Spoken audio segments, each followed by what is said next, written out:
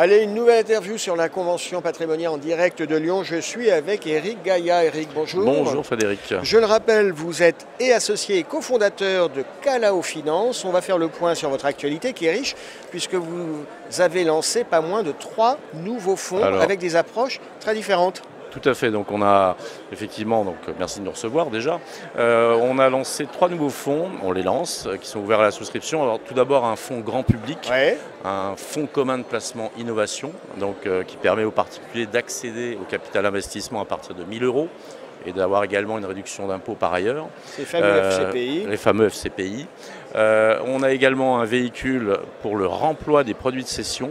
C'est le Dutreil, non? Alors non, c'est pas exactement le Dutreil, ça renvoie au Code général des impôts, le 150-0 BETR, qui permet à un cédant d'entreprise d'optimiser sa fiscalité par rapport à la plus-value en réinvestissant une partie de ce qu'il a touché lors de la cession à nouveau dans des PME. Donc ça c'est smart comme système puisque ça permet de réinjecter dans l'économie réelle. D'optimiser un petit peu la fiscalité quand même. Oui, en réinjectant dans l'économie réelle. Donc c'est vraiment assez smart comme dispositif. Alors nous on offre une solution où celui qui va faire le remploi va investir dans notre fonds et accéder à une vingtaine de participations. Donc ça, c'est notre job.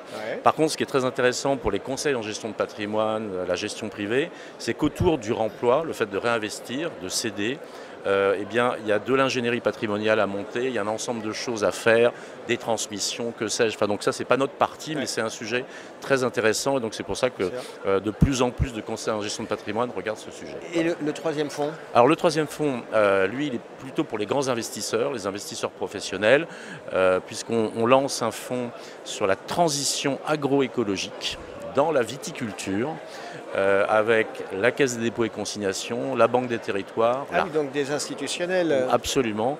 La région Nouvelle-Aquitaine, puisque ça va être notre axe d'investissement, où en accélérer, on va dire, la transition agroécologique, c'est le passage au bio, lié à l'environnement, améliorer la qualité de la terre. C'est la grande préoccupation. C'est un grand sujet. Et actuellement, en fin de compte, ce qui se passe, que ce soit en région Nouvelle-Aquitaine, qui est le premier, et c'est partout pareil en France, à cause des pesticides, des intrants chimiques, la terre est vraiment polluée, la nappe phréatique est touchée.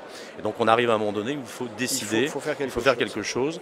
Et en fin de compte, pour la viticulture, le passage au bio va se traduire par le fait qu'on ne se sert plus des intrants chimiques, des pesticides, on revient à d'autres paramètres. Et donc le rôle du fonds, c'est de financer ce passage, parce qu'en fin de compte, le passer au bio, ça coûte de l'argent, et la rentabilité est moindre pendant cette période. Donc c'est un peu dépenser plus pour gagner moins dans l'intervalle. C'est pas simple à vendre quand même. C'est quel statut ce troisième fonds? C'est un FPCI, un fonds professionnel de capital investissement. Et juste pour terminer, en fin de compte, c'est qu'à l'issue, les exploitations viticoles seront valorisées parce qu'on aura amélioré la terre, on aura le passage au bio de leur production, et donc aujourd'hui le grand public commence vraiment à s'intéresser à ce qu'il mange et ce qu'il boit, et le vin bio c'est une évolution qui est devenue un petit peu incontournable. Une autre actualité, c'est que vous êtes vraiment mis en état de marche, là, quasi accéléré, pour faire les cessions sur certains fonds. Oui, on est toujours, parce qu'on collecte de l'argent, puis quelques années après, il faut rendre l'argent, et en plus-value, si possible. Donc c'est vrai que ce qui a été marquant pour nous, c'est que l'année 2020, donc la fameuse année Covid, toutes les plans de cession pour nous ont été à l'arrêt, tout était ou à verrouillé. des valorisations inintéressantes. Et la bonne nouvelle, c'est que ça repart depuis 2021. Donc l'année dernière, on a fait le dos rond. Ah oui, c'est pas le moment de vendre parce que ça va être à la casse. Voilà. Et 2021, on a repris les discussions et on a donc cédé déjà 2 de nos sociétés à l'été en large plus-value. Donc ça va permettre des remboursements, je dirais, pour les fonds auprès des porteurs. Il y a une société sur laquelle on va communiquer prochainement qui est dans le e-commerce. Et sinon, on en a vendu une dans la cybersécurité liée à la vidéo, la diffusion vidéo. Et avec des niveaux de valorisation entre 2,5 et 4. Fois la mise. Donc c'est. Éric Gaillat, vous passez votre temps à découvrir des entrepreneurs, des entreprises.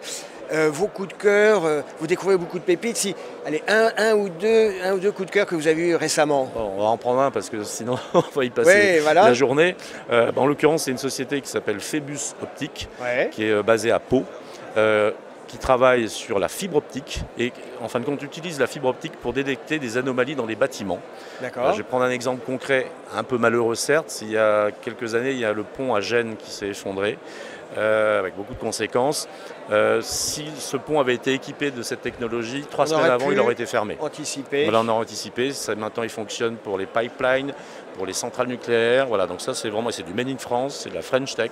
Et ça, c'est à Pau, c'est en province. Il faut aller, quand même aller fouiller le territoire. Clairement. Pour repérer Phébus Technologies quand même. Tout à fait. Ça, c'est votre métier. Phébus Optique, voilà. Phébus Optique, ça, c'est votre métier. C'est notre métier passionnant. Voilà. Eric Gaillat, merci d'avoir été avec nous. Merci Frédéric. À bientôt. À bientôt.